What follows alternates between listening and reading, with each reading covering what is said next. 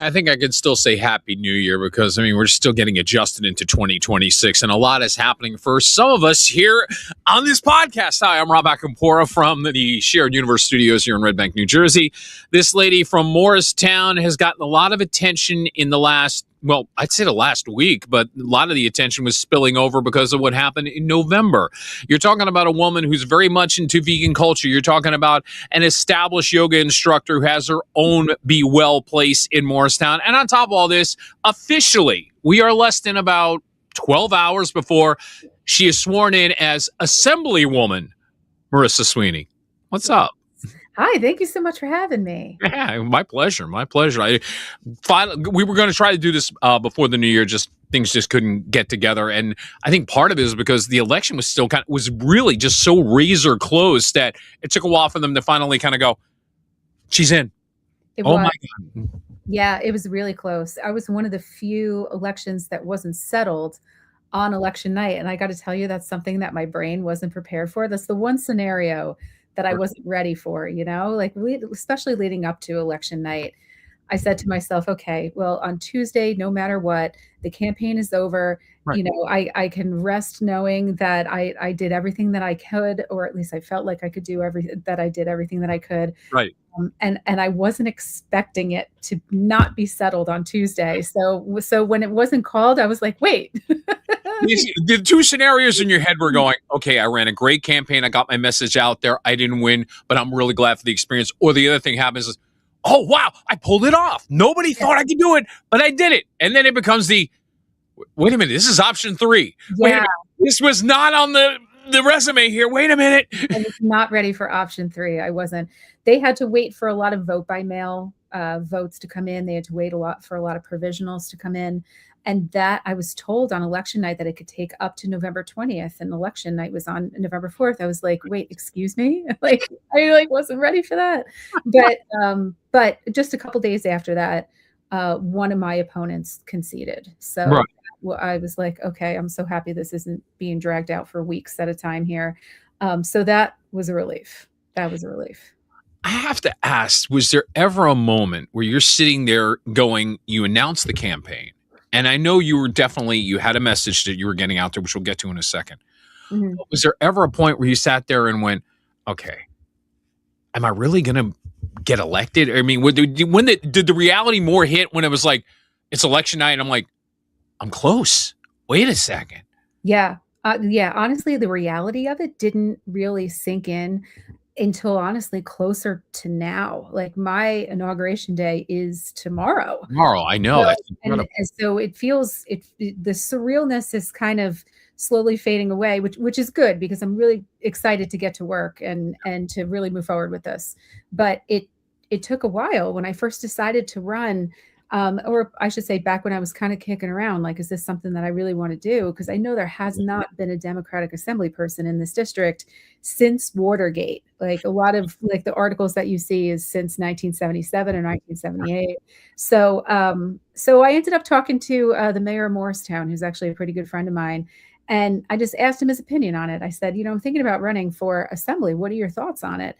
And he was like, and it was good advice. It really was good advice at the time. And he's definitely a friend that I trust. But he said, listen, the chances of you winning are probably small, but most politicians, that you lose your first election because maybe your name's not out there so much. And he's just like, so if you run and even if you lose, you got to make your peace with it. He's like, any election that you do, you have to make your peace with the fact that you might lose from the get-go. He's like, and the best case scenario, or maybe I should say the worst case scenario, is that you just get your name out there and other opportunities will pop up. He's like, everybody loses their first election. Don't worry about it. So I went into it, of course, hoping to win, but also with really like the expectation that I probably wasn't going to.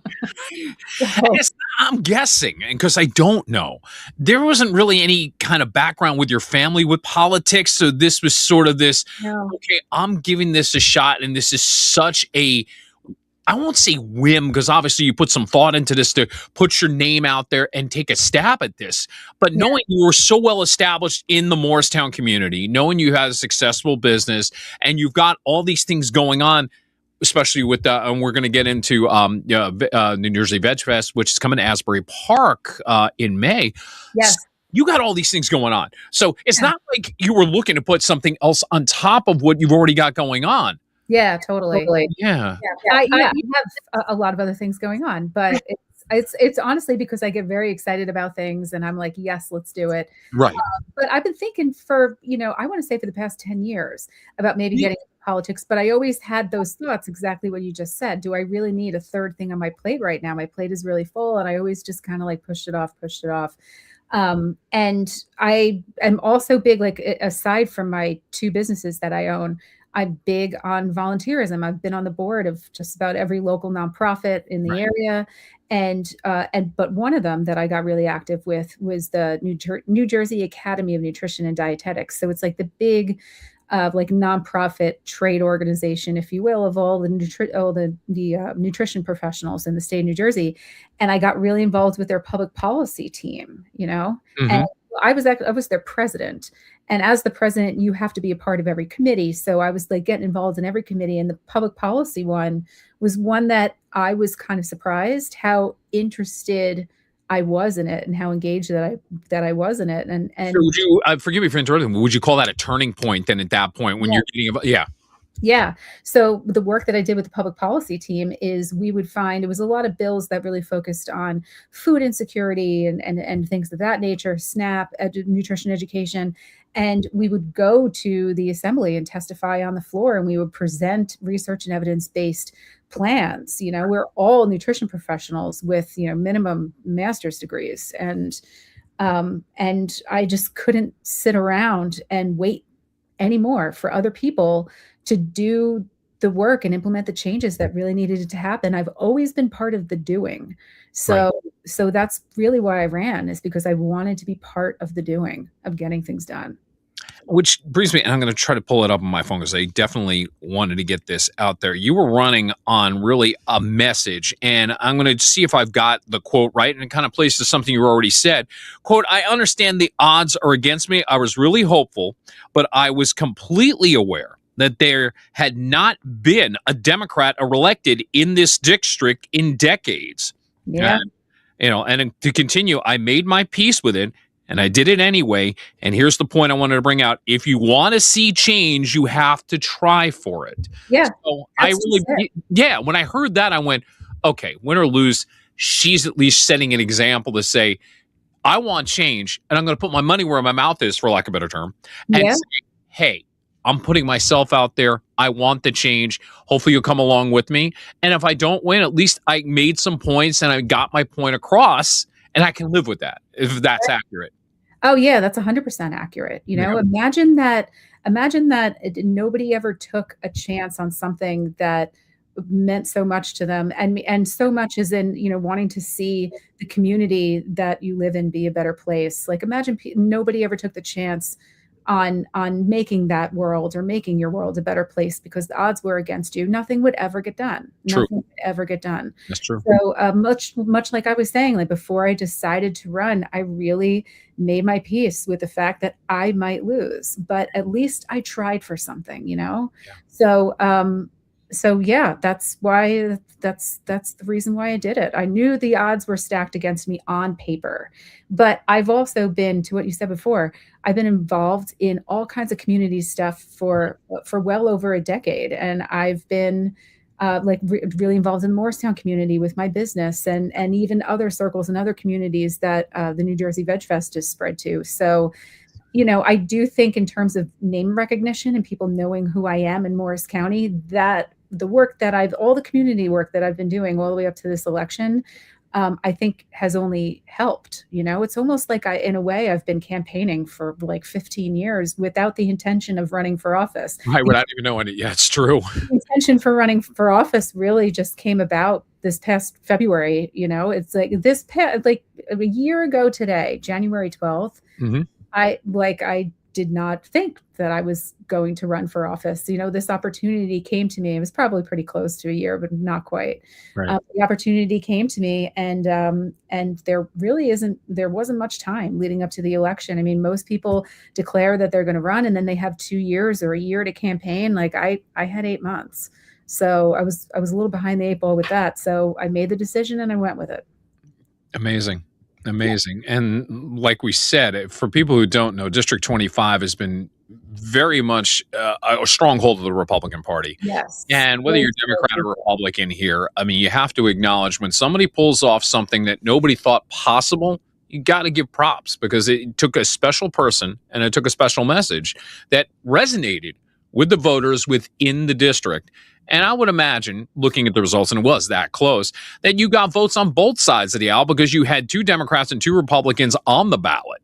And it was a split. And there's the other crazy part. It wasn't like one party carried it. It was a split where it's, you're the Democrat, there's another Republican, there's the Assembly people that are going to Trenton, which makes this even more, almost doesn't make a ton of sense, because you figure, all right, if people are voting, and if you go into the booth, a lot of times they'll say vote for 2. A lot of people stay along the party lines. So that means people were not staying along party lines to vote for you. And I think that's something that has to resonate in your head and go, I did get votes on both sides of the aisle. Yeah. Yeah. I absolutely had to have been able to and to have the votes for me, the number that I did. And, and forever, I think I'll try to make sense of it. I think there was a lot of variables coming together that got me elected. But like, for example, even my running mate, Steve Polepchuk, he was with me every step of the way. Yeah. Like, he was somebody that was an acquaintance when we started running, and he turned into a really good friend. And we used to ride together to all the different meetings and to knock on doors. And we were together 100% of the time. And on the ballot, he was actually before me. It's just how it shook out. Like, right. Before me on the ballot. But somehow when all, the election results were completely done, like, I was the top vote getter, and then it was the 2 Republicans and then him. And it's so I'll never quite, I have so many questions as to why things shook out the way they did. I'm very happy they did. Of course. It's not a question of that. But yeah, it was interesting. It's interesting to look at how everything shook out. Yeah, absolutely. And I think when tomorrow happens, then it's just going to be like, oh my God, it's real. And then, oh my God, what have I gotten myself into? Even though I wanted this, it's like, and here's the thing that I find very interesting, because I was reading about this. They consider an assembly person a part-time job. That's how it's listed, by the way, if you take a look in the state of New Jersey. Oh, yeah. Now, considered to be part-time. Yeah. I'm like, first off, to your credit, you were dealing with a little bit of something in Morristown, and you literally had thousands of people chiming in on your Facebook feed, and you're trying to keep everything calm and everything. And you're not even in office yet. So how is this a part-time job? No, I know. Well, I guess the way the State House looks at it is how much time you're actually really spending in Trenton. I see. Okay. So, and like how much time you're actually spending on your committees. Right. So, like, you could be on 1 committee, you could be on 2 committees. I picked to be on 3. I mean, granted, we haven't gotten our committee assignments yet, but I did pick to be on 3. I don't have to do that. And also a lot of work that you do with your constituents, truly and honestly, from a politician's standpoint, is optional. There are some people that are real comfortable in their district. Maybe they're the Democrat, maybe they're the Republican. They've always been that way because that's the way their district votes. Right. And people, maybe get a little lazy or don't feel like they have to be so responsive to people or something. But that's not why I got into this. That's absolutely not why I got into this. I also think that, people get into politics and it becomes their identity. They'll do anything to stay in the State House because this is what I do. And it's given me clout in my community and it's given me status. And like, I'm not a career politician. Like, I have 2 companies that would love a little bit more of my time waiting for me. Exactly. and that's why I'm literally going, okay, the festivals, it's more than just Asbury Park. You did Montclair last year. The festivals have been taken off over the years. And then you got your business, which has been established. We did like 13, 14 years ago, you established your own business. Yep. So while all this is going on, now it's more like, let me throw another ping pong ball. Let's see if I can juggle this. All right, let me try that. It's honestly and truly just rooted in the fact that, like, change needs to happen. Like, we need strong people in the State House. Mm-hmm. There's also another thing that really inspired me to run, honestly, was the passing of the big, beautiful bill, where we're going to see a lot of social cuts on the federal level, where it now falls down onto the states to figure it out, and it's short-sighted. to think that by cutting a lot of funding to these social programs, that it's really going to make us economically stronger in any kind of way. The example that I use a lot, and I'll keep it short just to give you a quick one, Sure. is like Medicaid, for example. You know, you can give Medicaid to the families that need it, and now they can go to doctor's appointments and they can get health issues addressed, you know, before they become bigger problems. Or we don't give Medicaid to the families that need it, and now their only resource is to go to the emergency room. And what could have been a $10 copay is now a $10,000 bill. And when they can't afford to pay that, which they're much more likely not be able to, you know, not being able to afford the 10 grand as the $10, that expense goes on to the state and it goes on to taxpayers. So Medicaid is actually considered to be one of the most fiscally responsible programs of all time. But I think people stop at the thought of, well, I don't want to pay for anybody's health insurance. So what's going to happen now when all these cuts go away? It falls on the states to figure it out, to create the safety nets. Like, we can't have people sitting around not doing anything. So like I've literally signed up for this so that I can work, so that I can be a part of these solutions, so that I can get it done. So even though I'm not sworn in yet, and again, that happens tomorrow, the fact that it's been pretty action-packed the past like couple months, I would say, is actually like, I love it, because that's what I got in here for. You know, there was a big ice raid in Morristown over the weekend, and like that's taken up a lot of my time. A lot of people are calling me. I don't even have an office phone yet because they don't give me one until I get sworn in. I don't even have an assembly email address yet. I'm putting my personal information out there so people can reach out to me. Also, that like there's some schools that projected their budgets for next year, and it's not good. Like, some schools in the district are looking at having to get rid of sports and being able to bus their kids from rural communities. Like, they wouldn't be able to do it anymore. So it's been, you know, unfortunate situations. I'm not saying I'm grateful at all for situations like that, but I am excited to get to work and to find what the problems are and to do what I can to fix them, because that's why I signed up for this job. So I'm ready. Yeah, I'm glad to hear that. One issue I can attest to, and it's something that 95.9 The Rat, one of the two radio stations I work at, has been very involved in, is Fulfill, the food banks of Monmouth and Ocean County. And the food banks definitely feeling the pinch this past year. And here we are, getting the generosity of everybody. It's not a political issue. It's just a matter of, hey, look, if you're going to help the stranger give a sandwich, do it here. Bring the turkeys, bring everything. And I think it really rang home to a lot of people just how much food the programs with Fulfill had gone through, because their coffers were pretty much down to nothing when we did this in November. And I don't think a lot of people realized just how much food had been taken before the holidays. And again, you talk about social programs, and this is definitely a social program that has been imperative, in my opinion, just having done the work that I've done with the food bank over the years, the impact that it has. And if you take it away, now what? You know, you don't think about that until all of a sudden, as you're starting to realize, and you've said, when you start taking away little programs, they're not as little as you think they are. That's the funny part. And sad at the same time. Right, absolutely. And it's meant to fulfill a very basic human need we all have to eat every single day. Exactly. So,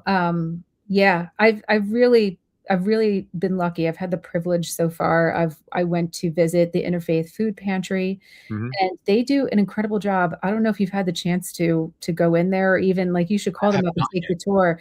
They have a full-on grocery store there. Wow. And a lot of it is donated from Wegmans, and it gives like, so, and one thing that they mentioned that really kind of stuck with me is that when people are in situations of need, you know, be that they can't afford groceries, they can't afford, you know, like just lifestyle, whatever products, whatever it is, just to live your life, you often lose any kind of choice in anything. You know, it's like, well, here you go. We're donating this to you, so this is what you get. So it's like actually an experience that they provide for them where they can, here's your shopping cart, go pick what you want.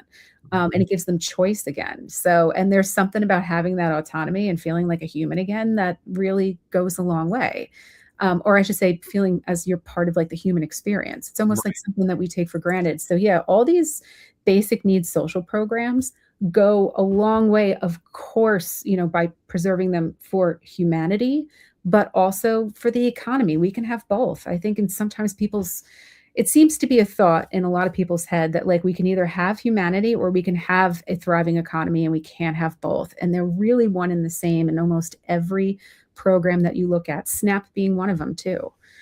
SNAP actually has a return on investment. For every dollar spent in SNAP, it generates about $1.50 to $1.80 return on investment with just the money that's being injected into the food supply chain, with jobs and farmers, and like there's literally a return on investment for it. So we can have humanity and a thriving economy at the same time.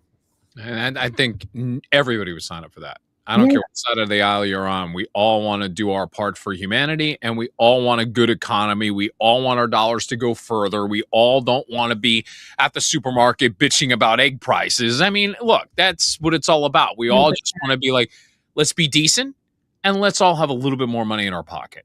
Yeah, I agree. And maybe that's one of the reasons why I did get a decent amount of Republican votes, all things considered, because a lot of what I talk about and a lot of what I believe, and even beyond my beliefs, a lot of what is factual that maybe just might not be known, or maybe it hasn't really been packaged in a way for people to be able to like consume it in a way that's like really understandable. You can have humanity and economic growth at the same time. Like they're often really one in the same. And I think when you meet, like there's kind of like a triangular way, I guess you could say, of talking about things, where you have like the liberal ideals, you have the conservative ideals. There's midpoints, and there's more midpoints or ways that we all meet in the middle that people even realize. Like to the point that you were making, like nobody wants to see their neighbors get buried in debt with like medical bills. Exactly. Like nobody wants to see their neighbors or of course their own family starving or food insecure. Like nobody wants to see this kind of stuff. Right. I just think both parties have different philosophies of how to get there. And there's a research and evidence-based solution. And there's many research and evidence-based solutions of how we can get there and have both. We can have humanity and a thriving economy. I know it sounds almost like utopian stuff, but like it's real. It's real, and it's actually very simple. And it's something that I find to almost be like a duty of mine. And it's how I ran a lot of my campaign, is explaining how both things actually really exist. So, and I think it's a middle ground that we can all come together on. As somebody who's been a registered independent since like the mid to late 1990s, I was somebody who looked at the Perot campaign. Not that I was voting for Ross, but I loved the idea that a third party could exist. Yeah. And I'm somebody who's always been like, when I've seen both parties work together, amazing things do happen. And I still believe in that philosophy. So when you pose that, I'm going, oh, sign me up, because that appeals to me as the growing part of the I'll say the populace that is in the middle. And there are more people in the middle, and I think this is what some people forget. There's more of us in the middle nowadays than ever before. If you 100%. Bring people more here, I think we all can win. I really do believe so. I agree with that. I agree with that completely. I really think that is a means to a solution, because right now I feel like how polar politics really are just has both parties kind of spinning their wheels and spending too much time on demonizing the other side than actually being solution oriented. And it just has us get nowhere. I shouldn't say it has us get nowhere, because slowly inflation is continuing. Groceries are getting more expensive. Housing's becoming less affordable. Like the state of the world is getting worse, while we're all sitting around pointing fingers on, well, if they didn't do this and it's because they did that. We need to become a lot more solution oriented, and the solutions exist in the middle. That's my philosophy. I like it. And best of luck over the next 2 years. I wish you all the best as Assemblywoman Marisa Sweeney, who is here on the game. Now, part of her life we were mentioning, Ming, the photo with Asbury Park, let's get the plug in there for that. We can put that up. The New Jersey Veg Fest is her creation. We have the date in Asbury Park that is coming up in May, I believe. If you click on that, there it is. Yes, May 16 and 17. You got it. Which brought me to the decision that I made earlier today that I would bring in a vegan meal and eat it with Marisa, but she can judge me accordingly. Now, I first say I semi-copped out. But I want to thank Francine Desprout. I've been hearing about the place forever. It's in Avon, New Jersey. Is literally like 4 minutes from where I work, and it's about 4 minutes from where I live in Bradley Beach. So when I looked at the menu, I'm going, all right, there's some things that I know I could probably do, but I got to touch on some things that would make sense. So as Ming's got the camera, Ming, you can take a photo of that before I show it to Marissa. There you go. All right, so this is their avocado sandwich. Now, keep in mind, just putting avocados on it wouldn't do the trick. Now, I like caramelized onion. I put that. Now, here is the vegan part of it, because I've never done this. All right, so the coconut bacon. I mean, I'm not sure if I understand the concept. I mean, obviously the coconut is cooked and it's not going to be bacon, but if you can elaborate as I'm about to take the bite, what can I expect here? It's not going to taste like bacon, as bacon as you know it, I should say. There we go. But you got to go into a sandwich like this with an open mind. And look, I'm a foodie. So, I mean, I was already like I'm going in with an open mind, but if I don't put something on here that's a little different, I'd be like, I'm copping out a little bit. I got to put something on here. So, yeah. Well, you got to try something new too. You never tried it. So exactly. And I'm like, and I will say this from Caesar Sprout, you put a lot of caramelized onion on here. I'm very happy about that. There's a lot of caramelized onion on here. Caramelized onions are delicious. That's great. One of my favorites. So good. There's a lot of vegans that get into it. Like I always say that there's 3 main reasons why people decide to go vegan. One is the humanitarian piece. Like they don't want to, be a part of animal factory, the whole thing, farming and death. And then the second reason in no particular order is health, like people with the plant-based diets and the things like that. And the third one is sustainability. Like there are people that are hard environmentalists. There's been research papers that shows that the most impactful thing that you can do as a singular person to decrease your carbon footprint is to go vegan. Mm-hmm. But the people that are in it for, I want to say definitely the humanitarian reasons, like maybe health isn't so much of a big reason for them.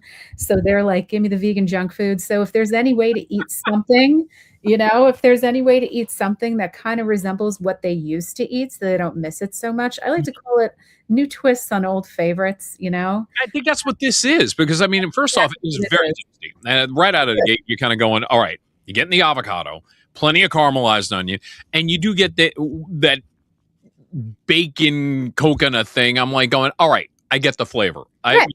It enhances the other two parts. So it actually made sense to me as I'm eating it.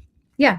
And I'm going, would I buy it again? Yeah, I would, because it's a good sandwich. My only complaint from Cedar, you could have given me a little bit more in a sandwich. I'm like, it's a small sandwich, but I mean, we're splitting hairs on this. But that's the interesting thing about the festival. It is kind of shedding light on, I'll say it this way, a food group and a lifestyle that people have poo-pooed over the years. Like, oh my God, you're eating vegan. How could you be vegan? I'm like, totally. And I'll say it this way. Somebody who's lost 90 pounds in the last 10 months, I've had to make I've had it. Mingle vouch for me. When it came to maximum density, my photo was in the dictionary. It was really bad. But making the changes that you do with your diet, sometimes you're kind of limiting yourself on what you do eat. So I was really intrigued about doing this today anyhow with you, because it's also potentially opening a door for other foods to kind of come in, and then I can make the diet a little more of a variety thing, and your taste buds don't get tired. Yeah. Oh, absolutely. Yeah. At the Veg Fest, and the reason why we started doing the Vegan Food Festival, and we're going on our 10th year. So 10 years ago, when we started to do this, the vegan options that were out there it was a sad state of affairs to try to be vegan in the state of New Jersey. It was not easy. Right. So this festival was meant to bring all like the restaurants and the product developers and anybody in the food space and even like the lifestyle space. So like lifestyle products and, soaps and clothing and things like that are vegan. To bring them together, and they're all local mom and pop shops, and it creates a marketplace for them that also creates community around them too. There are some people that are like, oh my goodness, I didn't know freaking vegan was in Prospect Park. Like now I'm going to go there on Tuesday or whatever. It's meant to like create awareness and almost be a little bit of like a small business incubator for some of these guys. And create communities. So that's, just people and that is what then makes being vegan and being plant-based much easier for people, just the availability. Well, it brings me to the second thing that I got. And this is in Mingle. I know you want to get a photo of this too, but basically these are their home fries, but I had to do something to make it a little bit more because I've never done this. So explain to me the concept of this cashew cheese that I've put on top of these home fries. So yeah. Well, they have a great cashew cheese. I couldn't tell you exactly what's in it, but I mean, you've had. I'm not every place is different, but I mean the turning a cashew into cheese. It's just sort of like your head's yeah. like, wait a minute, wait. I don't know, like, huh? I know, it's so funny. And again, it's all in the effort of the new twists on old favorites, or I should say vegan twists on old favorites. There we go. I would imagine the cashews are probably used because when you soak them and then you blend them up, they have like almost a cheesy sauce kind of texture. I think it's mostly for texture. And then the cheese flavor comes from like nutritional yeast and, I'm not sure what else that they have in there. But I would say those are like that's the foundation of all the cashew cheese you see out there. Now, the one thing I will say as I'm looking at this and you look at what's on top of it, I'm like, if I can get a good photo, it looks like there's cheese on top of it. So, I mean, just, the look, you kind of go, all right, it's got the look. Yeah. And right. you go, all right, I'm 1 for 1. So, I mean, what's the worst that's going to happen here? Right. Yeah.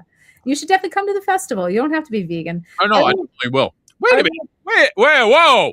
What? That just blew my mind. I'm like going, wait a minute. It actually does taste like cheese. How? Well, it's 2026. Anything could be engineered now. You're right. Exactly. Better living through chemistry. My God. Yeah. But it's good, and every now and then we get people because a lot of the food that you get at the Veg Fest is food that's like, it's kind of street food and there is some junk food in there and it's Instagrammable, and every now and then people are like, you really need more healthy food. And there is quote unquote healthy food there, and there's plenty of it. It is outweighed definitely by some of this other ridiculous like macaroni and cheese on top of pizza, like marshmallow fluff on top of ice cream that was torched. Like it's definitely outweighed by that kind of stuff. Right. But vegans are we're eating broccoli and hummus and green juices every day, like people it's almost the example that I use all the time is like, you don't go to the Italian festival in New York City to like eat a salad. No. Go there because you want some absurd slice of pizza or you want something different. I want a bag full of Zeppelis. That's what I want. Yeah, right. Exactly. So like we kind of really have to deliver on like really fun festival type food, So when you talk about vegan junk food, yeah, give me an example or two that would stand out. I mean, because right away I'm like literally going like, okay, I can see like some kind of mushroom deep fried kind of thing that would first come to mind. We do have one vendor that does this like deep fried mushroom burger that like he always has a long line for people to get it. Why am I not surprised by that? There's a vendor, I mentioned him already, freaking vegan, and he does macaroni and cheese. It's like the best macaroni and cheese I've ever had. It's so good. He does empanadas also. Ming definitely knows all these guys too. There's he's smiling in the background. We'll get him on before we're done here, but he's smiling at that. So there's ice cream vendors. I'm trying to think. There's one vendor called Humble Roots that does egg rolls that are phenomenal. Mm-hmm. I'm trying to think what else. It's like it's everything. It's a little bit of everything. There's and that's like, even if you go on the Veg Fest Instagram, it's all food pictures, all of it. There's this one vendor that does like fried chicken on waffle sandwiches, but it's all vegan. Mm-hmm. So it's all pizza. The pizza always does well. Like we'll have Tony Baloney's from Atlantic City. They have a location. It's a name I know. Absolutely. They come in and they do, and they've been with us for a long time. There's also another pizza vendor called Parmigiani that does like Denver style, like deep dish kind of. Different than Chicago. It's like a little bit, I don't know if you ever had Denver style pizza. Oh, can't say that. It's really good. Or Detroit. I feel like everybody in Detroit right now is like, oh my God, I can't believe she said that. Parmigiani's sitting at home like, I can't believe he said that. It's Detroit. So like it's in like this like square pan and it's like crispy on the outside, but it's Detroit, like, so good. So anyway, yes, it's food that people would travel to a festival for and pay a ticket price to come in. It's not like walking around eating broccoli all day. Well, that's the other thing that I noticed is like I wasn't going to get dessert when I got there, but when you go into From Seed to Sprout, there's actually a display case and there's a lot of great looking things. Yeah. So I'm like going, and Ming, I know you want a photo of this because this looks good.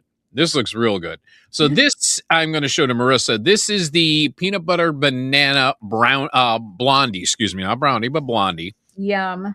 Yeah. Now, for the uneducated, because I'm going to say I kind of qualify in that department. When it comes to a dessert and being vegan, what is the ingredient that's missing or being added that makes it different than, let's say, a normal cake or a normal brownie or what have you?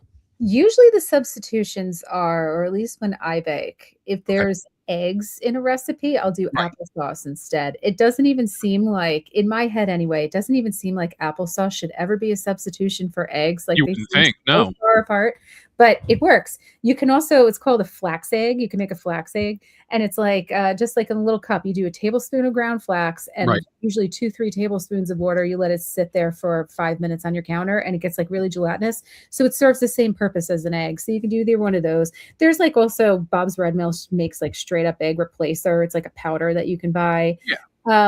There's plenty of vegan butters out there. So if a recipe calls for butter, you could just get like, there's lots of them. There's, I want to say the non-dairy dairy aisle, if you will, or the plant-based dairy aisle in every supermarket now is just as big as the regular dairy aisle. I am noticing that, definitely. There's so much. So not everything is easy to duplicate. I feel like cheese is probably the very last thing in line that is that's hard for people to really make vegan and have it be the same, you know? Mhm. Baking is like I think the code has been cracked. You can have a vegan cupcake and not even know it's vegan. There's I'm a like biting into this blondie now, and I'm going, if you told me it was vegan, I wouldn't have believed it. I yeah. mean, Yeah, it's nobody would ever know. There's even a lot of like Oreos are vegan. Who'd have thought, you know? Like there's really, absolutely no dairy in oh, Oreos. Yeah. So there's already a lot of like vegan baked goods, I guess, if you will, that are already vegan that people all the frosting or just about all of like the cans of frosting that you would get to like make a cake, like they don't actually have dairy in them. Like it's a lot of baked goods are easily substituted or already are vegan. now So I'm going to say this. I know what I paid for the meal, and I'm sitting there going, okay, if you're with somebody, I could see going there and having a good experience. It's not something, and I guess it's also because going back to economics, when we're talking about what we're paying for food, if you want quality food, you're going to pay a little bit more. And I totally. sit here and go, for what this was, I'm sitting here going, it's a good meal. No Yeah. question about it. And I would sit there and go, would I go back there for lunch once in a while? Sure. And that's the funny part. When I put it up on Facebook, there were people saying, I'm not vegan, and I'll go there. Yeah. And I think that's really the nice high praise that you could give any place. It's like, this is not my normal thing, but I like going here. Yeah. Yeah, I think so. If you can get the carnivores to go into a vegan restaurant or go back into it after Right. maybe they were dragged there the first time, that means you're doing something right. Mhm. No doubt. No. Bravo from Seed to Sprout for that. Again, the New Jersey Vegan Fest will be in May in Asbury Park. There we go. Put it up one more time. The tickets are on sale. Give the website one more time, Marissa, so they know. It's njvegfest.com. Pretty Very easy. cool. Yeah. One other thing I do want to mention is obviously her business that kind of got her established in the area. We got the photo of the sign there. There it is. Yeah, there it is. Yes, the Be Well Wellness Center. Marissa has been a part of this. It's since the beginning. Obviously, it's her business, but she's also somebody who's very into yoga. Something I found it. No, seriously, something I found when I was larger, but it was helping me on other levels. And then I got injured. Then I had to stop doing it. Just starting it back in the last year, and now I'm at a point where it's like, if I don't do 20 minutes every morning, my back is going, I hate you. Do it. Yeah, it's Yeah, I amazing. believe You know, I mean, for you, obviously, it's second nature because it's a part of your life. Yeah. But anybody who, and I defy anybody, try yoga once. You know, maybe you're not into the meditation thing, but what's going to happen after a few lessons and learning the routines? You will become more flexible. You will take pressure off your back. It really does. If you have back problems, trust me, this is one of those things where I have gotten so much relief from it. And then I'm showing off to my friends and they're like going, what do they call that? It's called the pigeon. How do you do that? Yeah, it's really true. I used to like, so I'm technically 41. I was going to say I'm 42 because I turned 42 on January 23rd. So that's like next week. Yeah, it's like So, it's coming. still 41 right now. So I started doing yoga about like in my like late 20s, early 30s. And I already was having, and I think it's from years of playing sports as a kid. And I was like a really intense athlete in high school. Right. Like and this is, this is like a little bit of a injury or pain that I associate with like being older than what I was in my late 20s and early 30s. But like I had like hip pain that was horrible on both sides. And I think it's just from years of running. And like I've done so much running. My knees were really messed up. I had so many ankle injuries just from playing soccer for so many years. Yeah.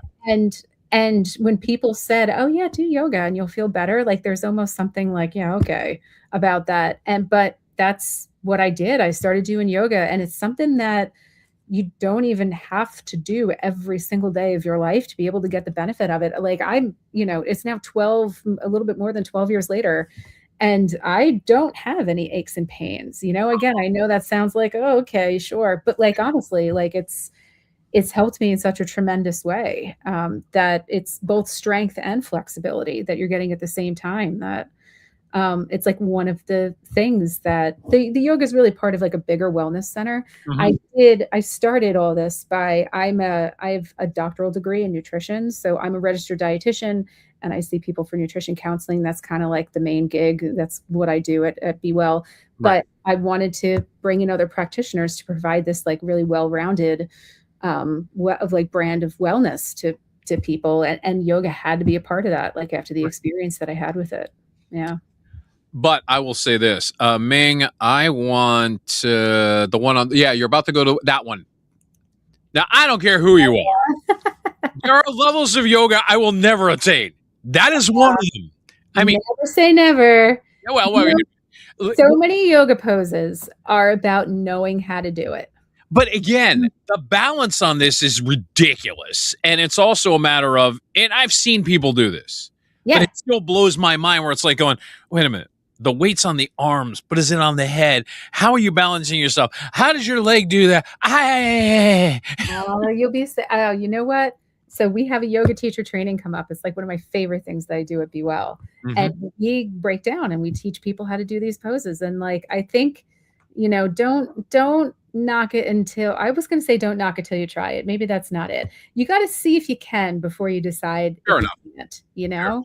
And a lot of yoga poses that you see that people assume take massive amounts of strength are really just knowing the form and knowing how to do it.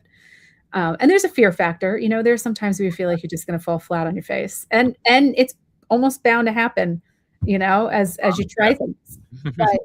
But unless you have any kind of like neck injury or anything like that, you can do it. Some people, headstand's not meant for you, but I have faith. We can get you in a headstand.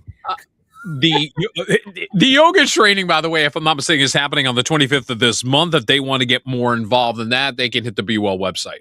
Yeah. Okay. Yeah. That's our free info session. Yeah. Here we go. Marisa Sweeney is here on the A Game. To wrap it up, I always do random shots. Ming knows this. I haven't done one for the year, which brings me to an interesting question. When it comes to alcohol and veganism, which ones are out of bounds as far as that goes? There is a website called Barnivore, and it's like a database of all the alcohol that's out there, or at least the large majority of it. And if you're not sure, you can always look it up. But there's unfortunately, there's a lot of wine, and there's a lot of wine that's actually filtered using fish bladders. I know that sounds crazy. It does. But it would not qualify it really as being vegan.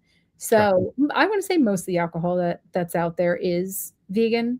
So that's really not an issue. My husband's been vegan for just as long as me, and he's a big Guinness guy. Guinness is vegan. There you go. So, you don't have, there's a lot you don't have to worry about. Oh, by the way, cheers. Your anniversary is coming up. Happy 6-year anniversary. That's coming up. Thank you. I have my water here. I don't have All right, a few questions here in random shots. Yeah. This is me being a wise ass and basically stalking her social media. Marisa, I start with this. In 2020, you invested in a nice chess set. How good have you become at chess? Wow, that's a deep cut there. You know what? How to spy that? There was the show on Netflix, The Queen's Gambit. You remember that?